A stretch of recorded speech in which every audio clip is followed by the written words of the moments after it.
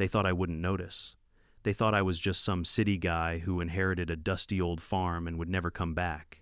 But when the Cedar Hollow HOA rolled in with bulldozers and glossy brochures carving up the land my grandfather spent his life protecting, they woke up a storm they couldn't control. 96 luxury homes rising on stolen soil, a smiling HOA president in her sharp red blazer waving permits that smelled of fraud, and neighbors too afraid to fight back. What they didn't realize was that my grandfather had left me more than a farmhouse. He'd left me a weapon, hidden deeds, forgotten surveys, and a legacy that could tear their empire apart. This isn't just a fight over acres of dirt. This is a war for family legacy and justice against the greed of an HOA that thought they were untouchable. And when the truth finally surfaced, their perfect little community began to crack. Before we dive into this battle, tell me in the comments where you're watching from and what time it is right now. The call came just before dawn, the kind of call that jolts you upright and leaves your pulse hammering in your ears. Mrs. Whitaker, my grandfather's neighbor for over 40 years, didn't waste time on pleasantries. Her voice cracked with fury as she shouted down the line, "They're tearing it apart, Evan. Your fields." Cedar Hollow brought in their machines at first light. "You need to come now." I rubbed my eyes, struggling to believe what I was hearing. Cedar Hollow HOA building on my land, that was impossible. My grandfather Daniel Richards had been stubborn as iron. He'd sworn the farm would stay in our family forever. He'd passed away only 6 months earlier, leaving me the 200-acre spread that bordered the Birch Hollow Creek. I hadn't had the heart or the time with my city job to dig into the paperwork after the funeral. But one thing I knew for sure, Grandpa would never have sold. Still, Mrs. Whitaker wasn't one to exaggerate. I threw on jeans, stuffed clothes into a duffel, and hit the road. The drive from the city to Birch Hollow normally stretched 5 hours, but that morning I made it in 4.5 my hands, gripping the wheel so tight my knuckles ached. Every mile, closer dread built inside me. I pictured tractors ripping through cornfields, the smell of fresh-turned dirt mixing with diesel fumes, the legacy of my family pulverized into house lots. When I turned down the familiar gravel lane toward the farmhouse, I knew at once nothing would ever be the same. Dust hung in the air like smoke. The low growl of heavy engines drowned out the morning birdsong. Cresting the ridge, I slammed on the brakes. Below me, the eastern fields land where Grandpa had once grown soybeans were alive with chaos.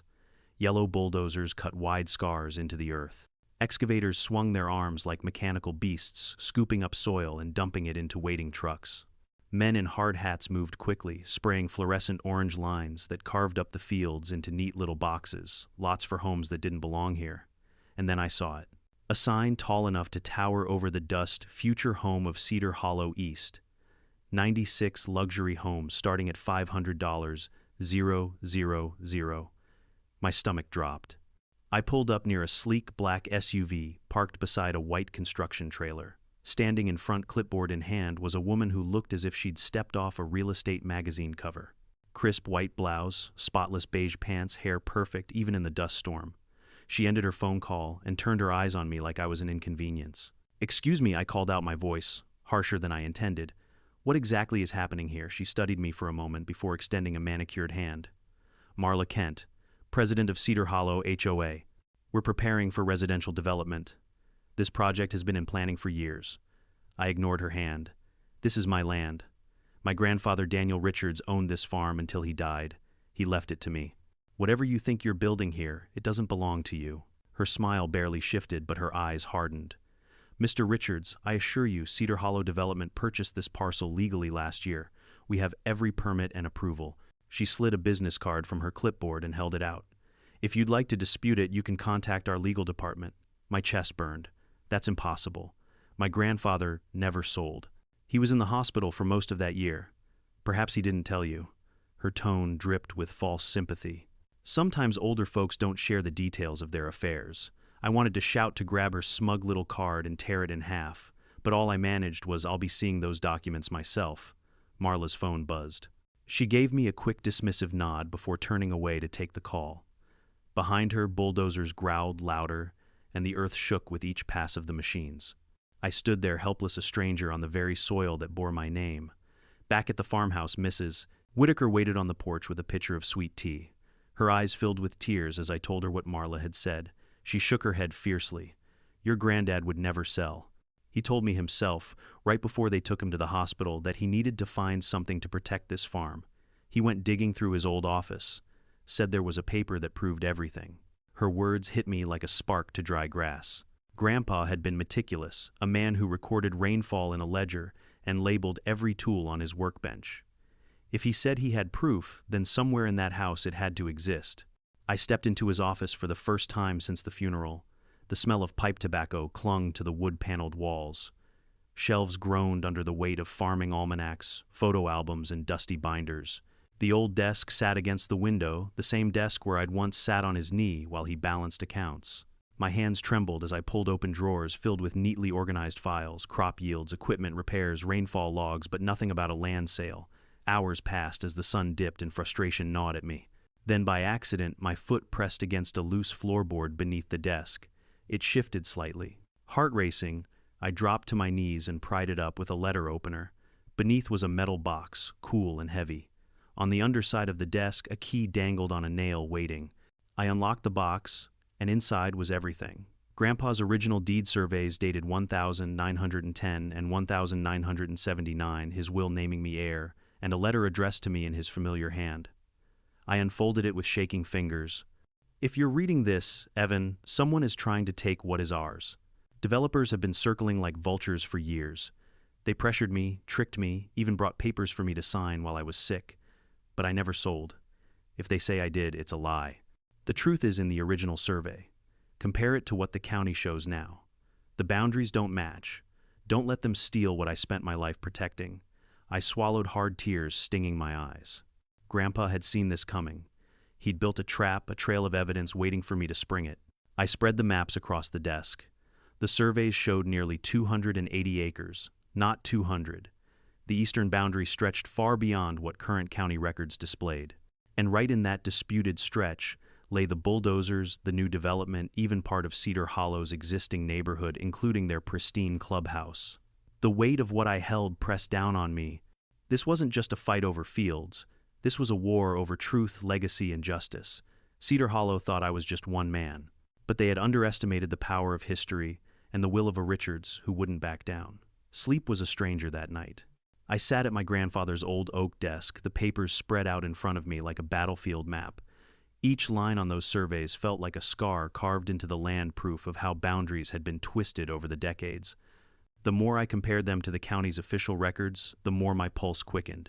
Somewhere along the way, someone had stolen nearly 80 acres from my family.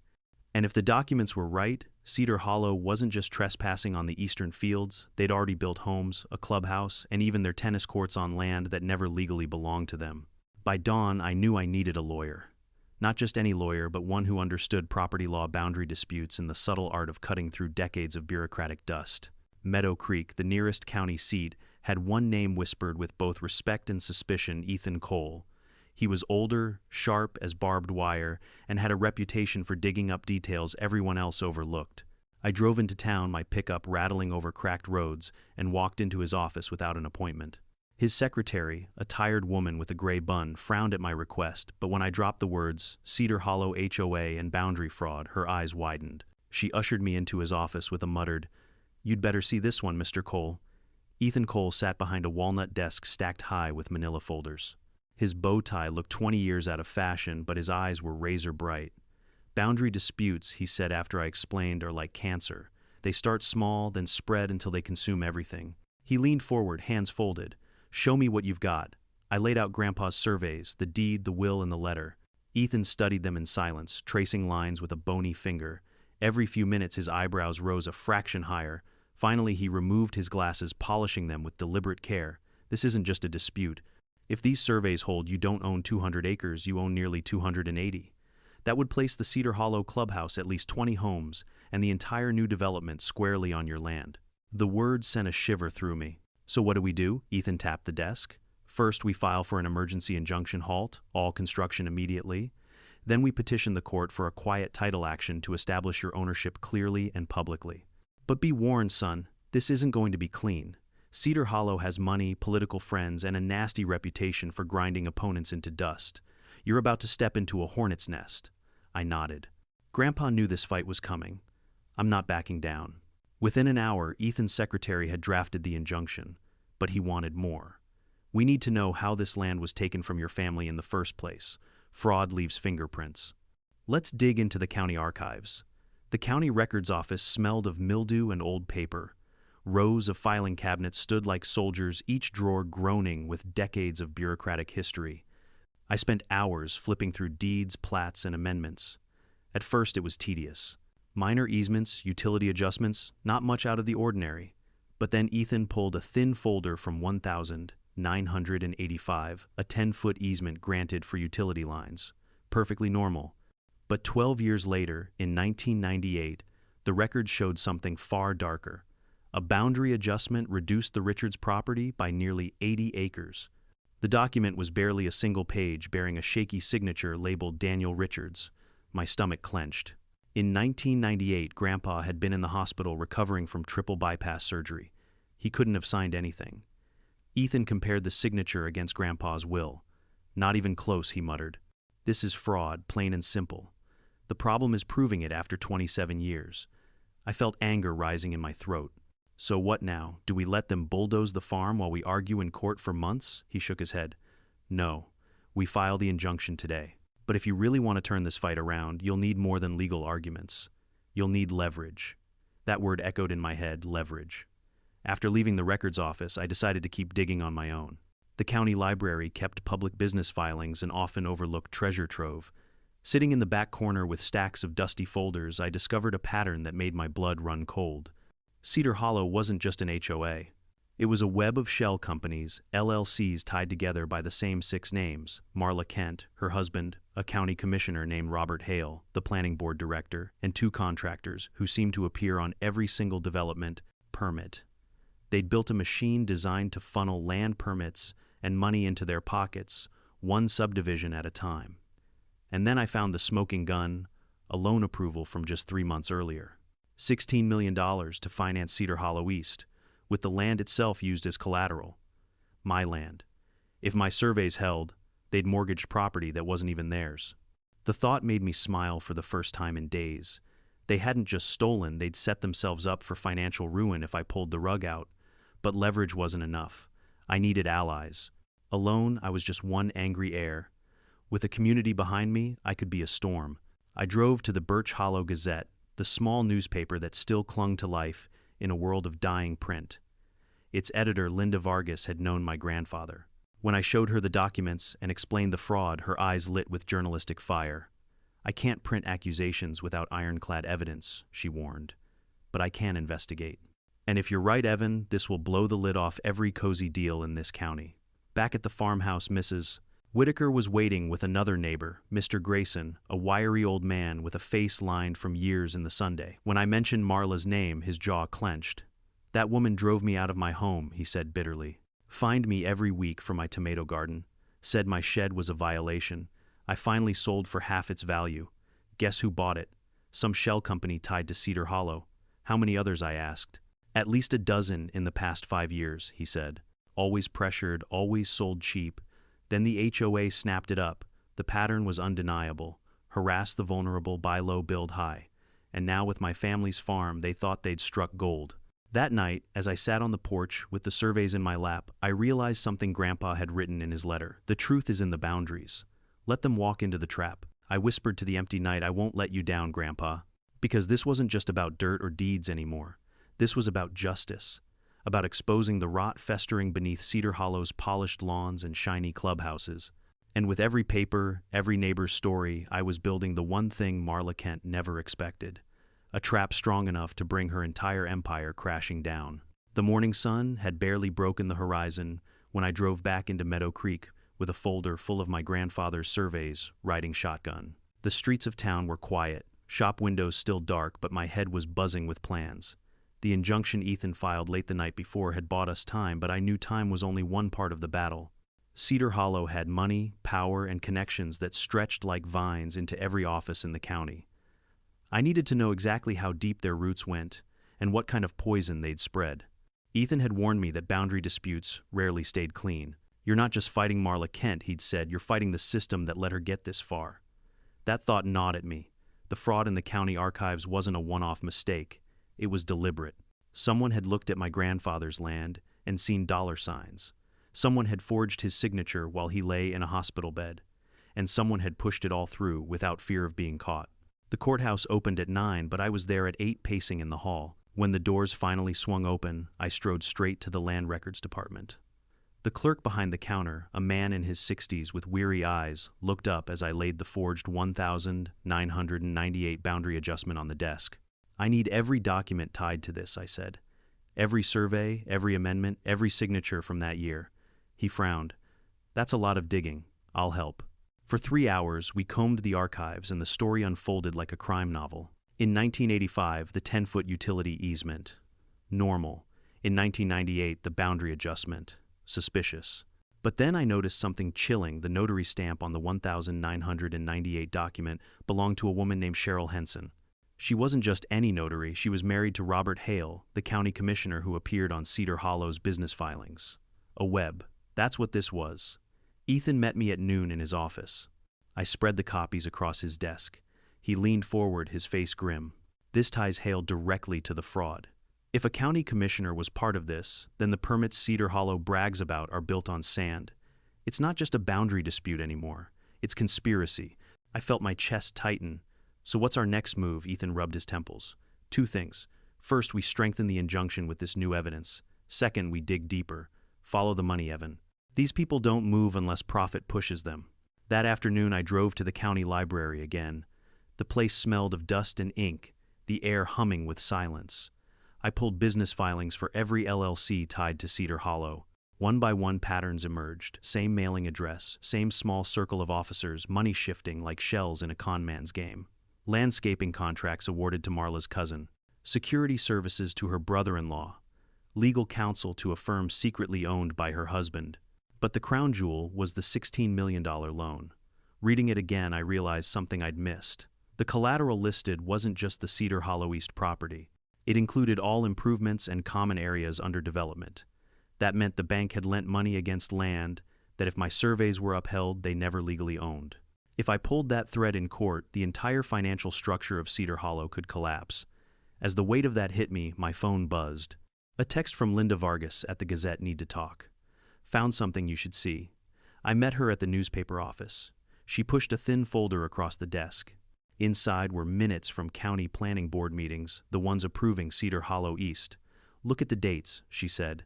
"Notice anything?" I scanned them. The approvals had been pushed through in record time, weeks instead of the usual months. "They rushed it," I muttered. "More than rushed," Linda said. I called a friend in zoning. He says the environmental impact study was never filed. Without that, no project should have gotten past the first stage. But Hale signed off anyway. The pieces clicked together.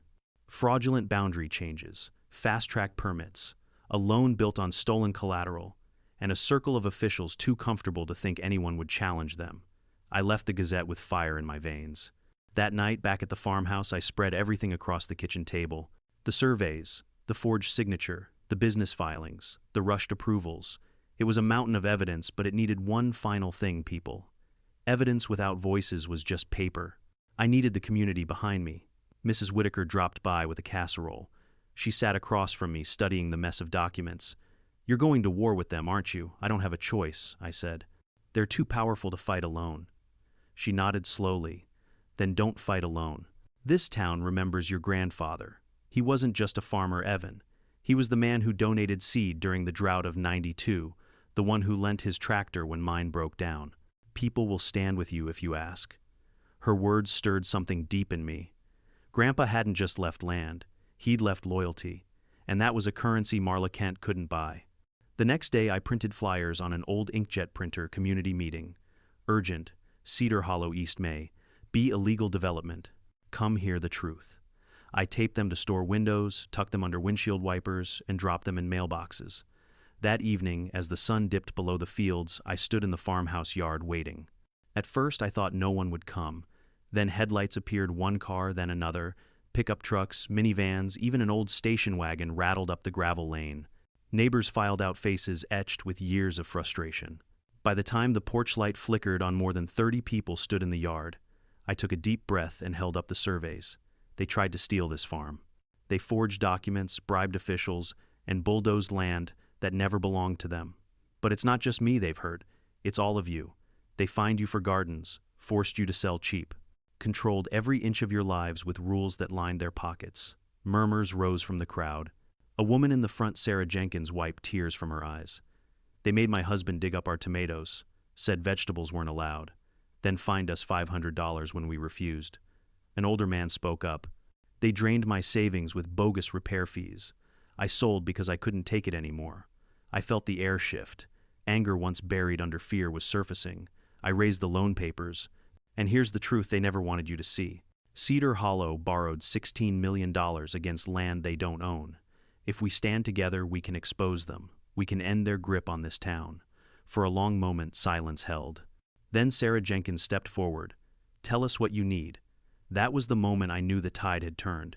Cedar Hollow had power, but I had something stronger, a community ready to fight back. And somewhere I imagined Grandpa leaning on his cane, a proud smile beneath his weathered mustache. The trap he'd prepared was finally snapping shut. The Cedar Hollow Community Center looked like every suburban dream: fresh paint, manicured shrubs, a shining new flagpole fluttering in the breeze. But as I walked through its glass doors, that evening folder clutched in my hands, I felt like I was stepping into enemy territory. Folding chairs filled the hall, nearly 100 homeowners buzzing with excitement. On stage, a large projector screen displayed renderings of sparkling swimming pools, tennis courts, and pristine rows of identical beige houses. At the front stood Marla Kent in her trademark crimson blazer, radiating control. Her voice was smooth, practiced like a realtor's pitch, sharpened into steel. These 96 homes will raise property values for all of Cedar Hollow. Imagine the prestige. Imagine the return on your investment. Applause erupted. People clapped, some even whistled. I felt my stomach knot. Every cheer was another nail driven into my grandfather's legacy. I waited until she paused, sipping water from a glass. Then I rose from my chair in the back and strode down the center aisle. Heads turned. Conversations died. The only sound was my boots against the polished floor. "Excuse me," I said loud enough for the microphone to catch. "I need to speak." Marla's smile faltered for a fraction of a second before returning brighter than ever. "We'll take questions after the presentation. This can't wait," my voice echoed. "You're building on land that doesn't belong to you." Gasps swept the crowd. Someone dropped a cup soda, splashing across the floor. Marla's eyes narrowed. "And who might you be?" "My name is Evan Richards. My grandfather Daniel Richards owned the farm you've bulldozed. He left it to me. And according to these," I held up the surveys, shaking slightly in my grip, "that land never left our family." The room erupted in murmurs. I stepped onto the stage, ignoring Marla's hiss of protest, and placed copies of the surveys on the table in front of the HOA board. The treasurer, a balding man named Peter Lang, adjusted his glasses and leaned in. His lips moved silently as he compared the maps, his brow furrowing deeper with each passing second. Marla snatched the papers away.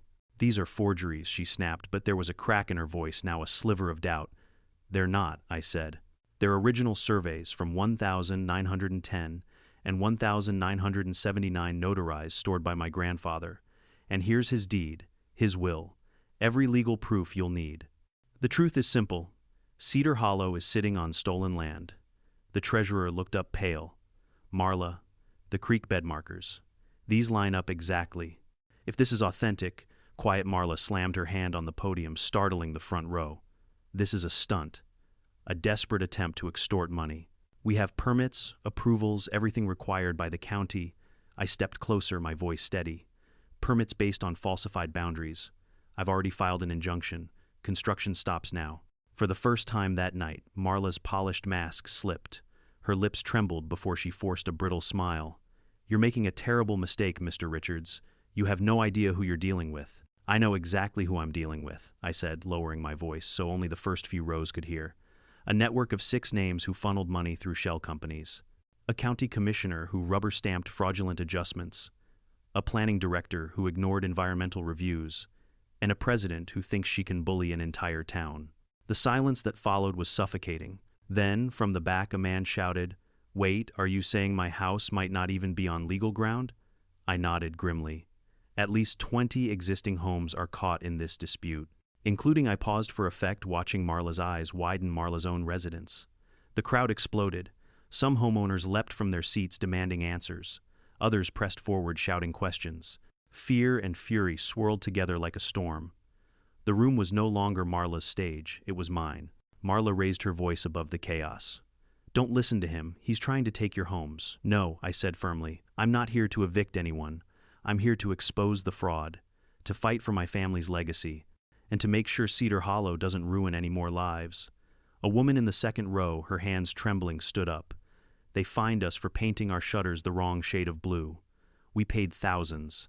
Are you saying this whole HOA might be illegitimate? The murmurs grew louder, angrier. People began turning not toward me but toward Marla, their once confident leader, now standing rigid, sweat glistening on her temple. She leaned toward me, whispering so only I could hear, "Name your price." I shook my head. "It's not for sale." Her smile returned, brittle and venomous. "Everyone has a price. 7 figures. Walk away and no one gets hurt." I stared at her, then leaned in close. "You picked the wrong family to steal from." I turned back to the crowd, raising my voice over the din. "This isn't just about one farm. This is about every family bullied, every dollar stolen in fines, every neighbor forced out by lies. Cedar Hollow thinks they own you, but you don't have to bow to them anymore."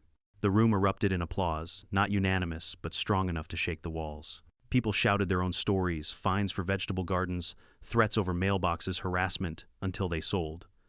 The tide was turning. Marla slammed the gavel on the podium. Meeting adjourned, everyone out, but no one moved. They were done being silenced. I gathered my papers, heart pounding. I had lit the match, and now the fire was spreading. Marla stalked past me, her perfume sharp in the air. As she brushed my shoulder, she whispered, "You'll regret this. I have the judge, the commissioner, and the sheriff on speed dial. You're nothing here." But she was wrong. For the first time in years, I wasn't alone. The crowd was with me, and soon the truth would be too. The night after the community meeting, the farm no longer felt like home. It felt like a fortress under siege. I barely slept, listening to every creak of the old house, every rustle in the wind. At 3 a.m., headlights cut across the window blinds. I leapt to the porch and saw 3 white SUVs idling at the end of the driveway. Their doors bore the words Cedar Hollow Security in bold blue paint. Men in dark uniforms leaned against the hoods, arms crossed, eyes fixed on the farmhouse like hawks circling prey. When dawn broke, I tried to drive into town for breakfast, but a concrete barricade had been dragged across the driveway overnight. A guard smirked as I stepped out. "Sorry, sir. This access point is closed for safety reasons. Development committee orders. My property. My road," I snapped. "Not according to county records," he replied smoothly. "Take it up with the HOA." Fury boiled in my veins. They were boxing me in, cutting me off inch by inch. When I returned to the house, a certified letter sat neatly on the porch swing. A cease and desist notice. It claimed I was trespassing on Cedar Hollow's land, that my documents were fake, and that I was attempting fraud against the HOA. The notice demanded I withdraw all claims or face legal action. As I read, my phone buzzed. The caller ID, Marla Kent. I answered without hesitation. "Good morning," she said sweetly, her voice dripping with poison. "Enjoying the view from your porch. I hear it's lovely this time of year." "This is harassment," I growled. "You can't block access to my property." "Oh, but I can. According to county records, real ones, not your dusty relics, your driveway runs across common HOA land. We're within our rights. You know those records are falsified." She laughed, a cold musical sound. "Let me explain how this works. The county commissioner plays golf with my husband every Sunday. The building inspector's daughter works for my real estate firm. The sheriff himself lives in Cedar Hollow. By tomorrow, your farmhouse will have 15 code violations, your water might mysteriously stop, and contractors will suddenly refuse to take your calls. That's not illegal, Mr. Richards. That's just small-town politics." "You think you can scare me?" I asked, but my throat was dry. "Oh, I don't think Evan. I know. You're a city boy playing farmer. You can't win this. But I'm reasonable. Sign over the disputed acres, take a generous payment, and all of this goes away." "It's not about money. It's always about money," she purred. "Think it over. You have until tomorrow." Then she hung up.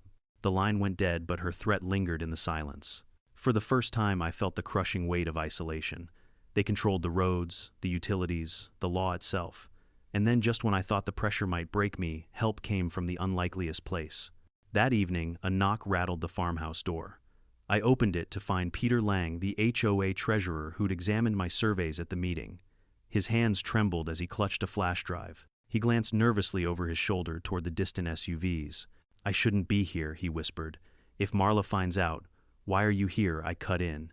'Because what she's doing isn't right.'" He pressed the flash drive into my palm.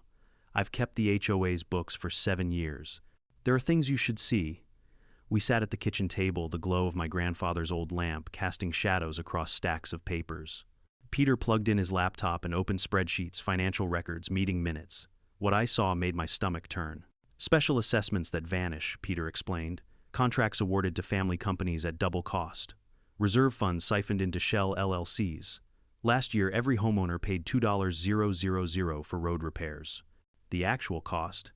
Half that. The rest disappeared. That's theft, I muttered. He nodded gravely. And there's more. Remember those 20 homes you said might sit on your land? The people there have complained about drainage for years. Diane kept promising fixes, but she knew the HOA might not legally own the ground under them. I leaned back, stunned. Why are you showing me this, Peter? Because I'm tired, he admitted. Tired of the lies, the threats, the way she controls everyone. When you showed those documents, I saw something I hadn't seen in years, her scared. And I realized, maybe, just maybe, she can be beaten. Before he left, Peter confessed one more thing. He wasn't the only one. There are dozens of homeowners sick of her rules. If you can give them hope, they'll stand with you. After he drove off, my phone buzzed again. This time it wasn't a threat. It was support. Text from numbers I didn't recognize. We support you against Marla. The Millers 42 Cedar Lane. She fined us $500 for planting vegetables. How can we help Jackson family? Our children's swing set was torn down without warning. Count us in. Rodriguez family. Message after message poured in. For the first time since this war began, I felt the scales tip. Marla had money, power, and cronies. But I had something she couldn't buy, a community ready to fight. I walked to the porch, staring across the fields where bulldozers sat idle under the injunction. The SUVs still blocked the road, their headlights glaring like watchful eyes. But I wasn't afraid anymore. I whispered into the night, remembering Grandpa's words, the best trap is the one your enemy helps build. Marla thought she was tightening the noose around my neck. She didn't realize she was building the very case that would destroy her. By the next morning, I knew what had to be done. Marla and her cronies had spent years building walls of fear around this community. If I wanted to tear those walls down, I needed more than lawsuits and old maps. I needed people standing beside me, not quietly, not in whispers, but openly. The key was the community center. During my late-night reading of Grandpa's documents, I had noticed something interesting. According to the original surveys, the shiny new Cedar Hollow Community Center wasn't actually HOA land at all. It sat squarely on Richard's family property. My property, the very building Marla used as her stage of power, legally belonged to me. That fact lit a fire in my chest. If I wanted to strike at her authority, I had to start there. So I made a decision I would call a town-wide meeting, not on their terms, but on mine. I spent the day drafting a notice on Grandpa's ancient typewriter. The keys clacked as I punched out each word. Emergency community meeting. Your homes may be at risk. Original land surveys prove Cedar Hollow development rests on disputed ground. Residents invited to review documents. Location: Cedar Hollow Community Center, Tuesday, 7 p.m. I made 200 copies, stuffed them in mailboxes, taped them to lampposts, and left them on front porches. Sarah Jenkins, the woman who had been fined for her tomatoes, joined me in the effort. She drove her minivan through cul-de-sacs, passing flyers to anyone brave enough to open the door. By sundown, word had spread like wildfire. Ethan, my lawyer, was wary. They won't just let you waltz in there, Evan. Marla will send her security goons to shut it down. I smiled grimly. That's the point. If they try to stop us, it proves everything. Tuesday night arrived with a thunderstorm brewing in the distance, the sky pulsing with flashes of heat lightning. As I pulled up to the community center, my truck headlights revealed a crowd spilling into the parking lot. Pickup trucks, SUVs, even bicycles leaned against the curb. Families clutched, umbrellas, faces determined. At least 90 families had shown up. Inside the hall buzzed with voices. The air was thick with anticipation and anger. I carried Grandpa's surveys tucked under my arm, my heart pounding. When I stepped onto the stage, a hush fell. Dozens of faces turned toward me, eyes searching for hope. I didn't come here to take anything from you, I began, my voice shaking at first, but growing stronger with every word. I came because Cedar Hollow tried to steal everything from me. My land, my grandfather's legacy. But after talking to many of you, I realized I'm not the only one. You've all lived under their rules, their fines, their harassment. Tonight that changes. A murmur of agreement rippled through the crowd. I spread the surveys across the podium.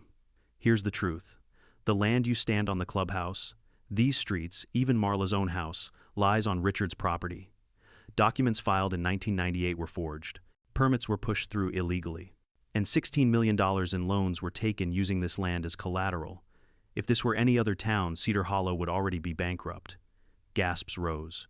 People whispered furiously. At that moment, the back doors banged open. Marla swept in, flanked by 2 uniformed security guards. Her crimson blazer glowed like blood under the fluorescent lights. "This meeting is unauthorized," she declared, her voice sharp as a knife. "Everyone needs to leave immediately. Cedar Hollow does not recognize this gathering." From the front row, Sarah Jenkins stood.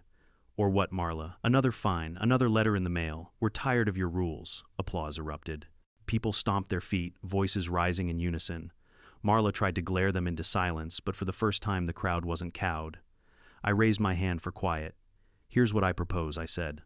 "We form the Meadow Creek Homeowners Coalition, our own association. Transparent finances, fair rules, and protection for the wetlands that Marla's bulldozers were about to destroy. Anyone who bought a lot in the disputed area can exchange it for an equivalent one.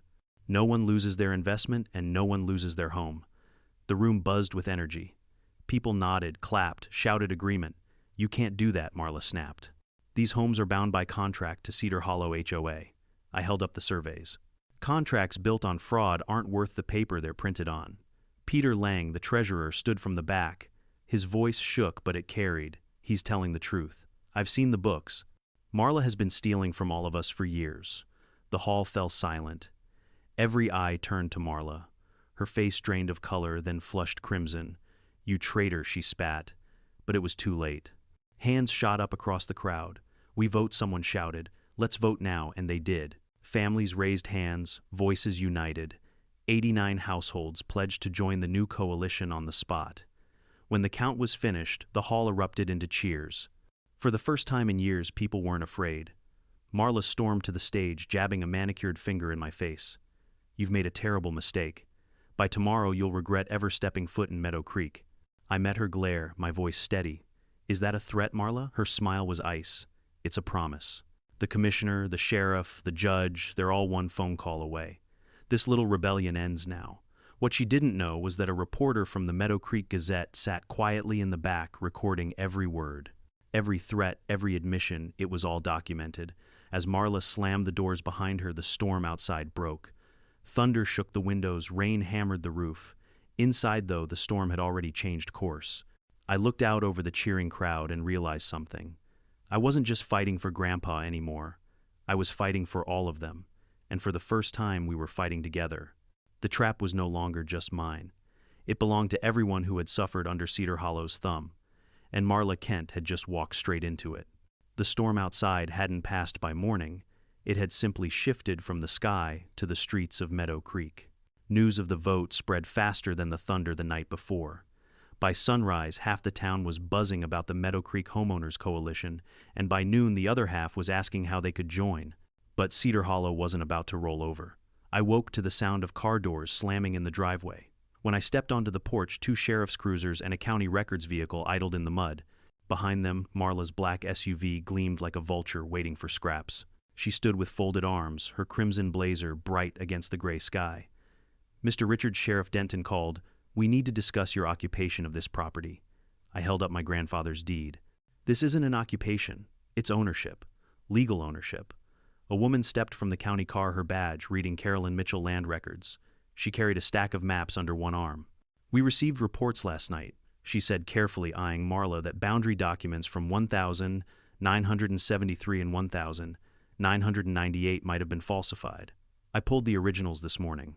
And Sheriff, the Richards estate does indeed include this entire tract." Marla's face went pale, then hardened. "This is ridiculous. Those papers are outdated. My permits are current." "Permits based on falsified boundaries are worthless," I cut in. Ethan arrived minutes later, briefcase in hand. He spread the documents on the hood of the sheriff's cruiser. "Here's the problem, Sheriff.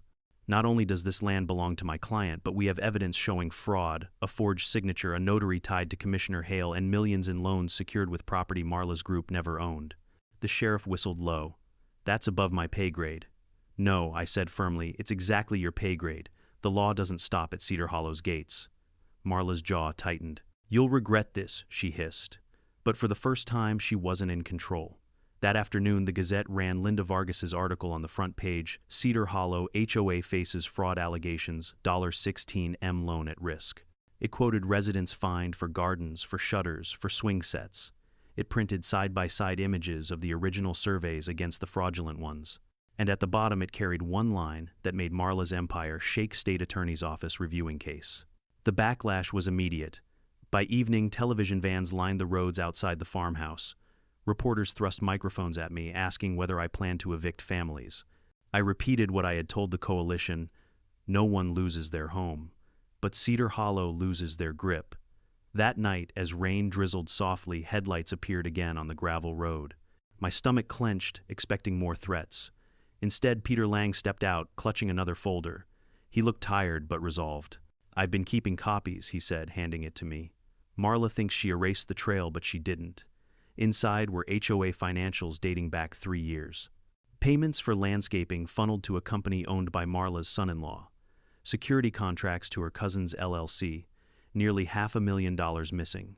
"This is criminal," I whispered. Peter nodded. "And she's terrified people will know. That's why she fights so hard." I stayed up until dawn, poring over the files. Every number was a nail in her coffin. The next morning, Ethan and I marched into the county courthouse with the folder in hand.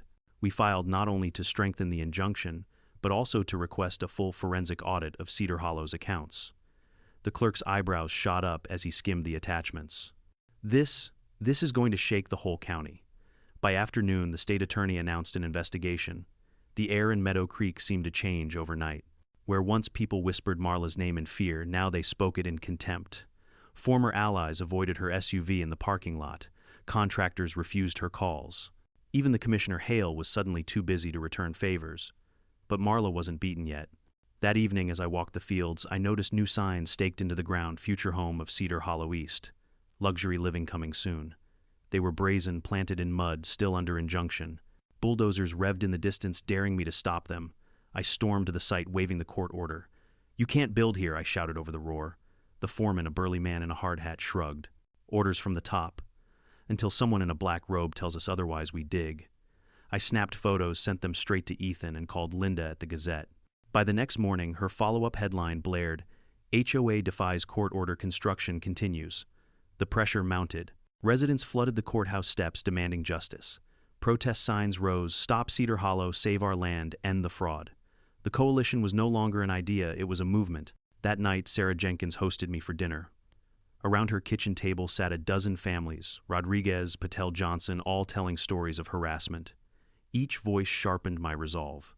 "They made us tear down a swing set," Maria Rodriguez said bitterly. "Said it wasn't HOA approved." "They fined us for painting our front door red," Trevor Johnson added. "Said it violated the uniform aesthetic." "We paid, but it never felt like home again." I listened, my fists clenched. "They've stolen more than money from you. They've stolen freedom. But we're taking it back." When I left that night, the rain had stopped, and the air smelled of fresh earth. For the first time, I felt Meadow Creek shifting beneath Marla's feet. Still, I knew she wasn't finished. People like Marla don't surrender, they double down. And I could feel the storm building again. But this time, she wasn't facing one man. She was facing an entire town armed with truth. The weeks that followed were a blur of hearings, late-night meetings, and phone calls that seemed to never end. Cedar Hollow's once gleaming image was cracking wide open, but Marla wasn't going down without dragging the entire town with her. It began with an early morning raid, only not by police, but by Cedar Hollow's so-called security. I woke to hammering on my door, 3 uniformed men standing there with clipboards. They rattled off a list of code violations for the farmhouse: faulty wiring, unstable porch railings, even improper paint color for the shutters. Each violation came with a fine, and the total topped $10,000. I laughed bitterly. "This house isn't part of your HOA, it's on Richard's property." One guard smirked. "That's not what the county says. Pay up or face liens." I slammed the door in their faces, my chest burning. Minutes later, the water pressure in the farmhouse dropped to a trickle, followed by the lights flickering off.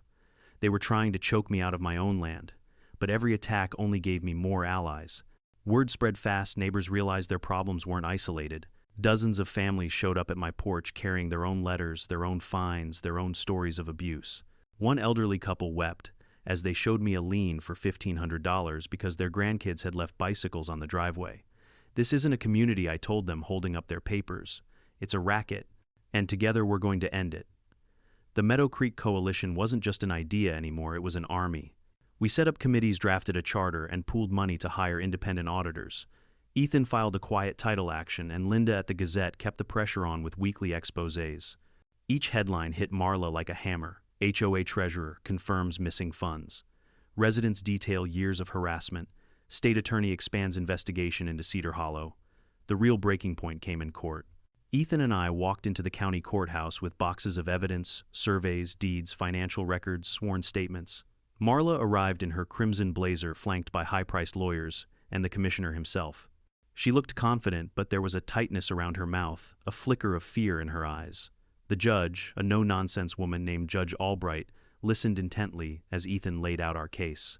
He compared the 1,910 and 1,979 surveys with the fraudulent 1,998 adjustment, pointed to the forged signature, and presented medical records showing Grandpa was hospitalized during the alleged signing.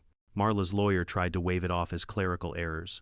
But when Ethan handed over Peter Lang's financial records showing nearly $500,000 siphoned into family-owned companies, the courtroom gasped. Even Judge Albright's face hardened. "Miss Kent," she said sternly, "do you have an explanation for these transfers?" Marla's lips tightened.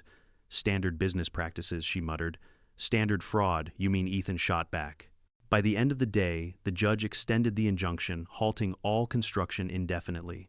She ordered a full forensic audit of Cedar Hollow's finances and recommended the case to the state's criminal division. When we walked out, cameras flashed. Reporters shouted questions.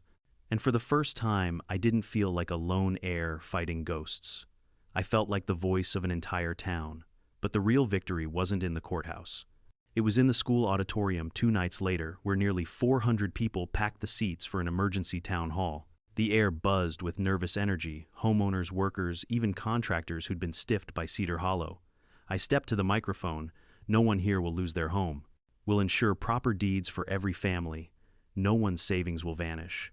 And the wetlands, those marshes my grandfather fought to protect, will be conserved forever. This is bigger than property lines. This is about building a community worth living in." Applause thundered. People stood clapping, shouting their agreement. Tears streamed down Sarah Jenkins's face as she hugged her children. Even some of Marla's former allies defected, offering to help untangle the financial mess. And when the vote was called, the Meadow Creek Homeowners Coalition officially replaced Cedar Hollow HOA. The months that followed weren't easy. Marla fought tooth and nail, dragging out hearings, filing countersuits. But the evidence was too overwhelming. Eventually, she accepted a plea deal on charges of financial misconduct. Commissioner Hale resigned in disgrace, and Cedar Hollow's empire crumbled into dust. A year later, I sat on the farmhouse porch, the same spot where Grandpa had told me stories as a child. But this time, the view was different. Kids rode bikes along tree-lined streets, their doors painted every color of the rainbow. A community garden bloomed with tomatoes and sunflowers. The wetlands beyond shimmered under the evening sun, protected by a conservation easement. Mrs. Whitaker joined me with a glass of lemonade. She smiled at the laughter drifting on the breeze. "Your grandfather would be proud, Evan," she said softly. I looked at the horizon where a blue heron lifted gracefully from the marsh. "This land isn't just ours anymore," I whispered. "It belongs to all of us." And in that moment I realized the trap Grandpa had set wasn't just about catching thieves. It was about preserving something greater, faith, community, and the idea that truth, no matter how buried, always finds its way to the surface. This battle taught me that legacies aren't just measured in acres or deeds, they're measured in people. My grandfather could have sold the land and walked away, but he believed in protecting it for those who came after.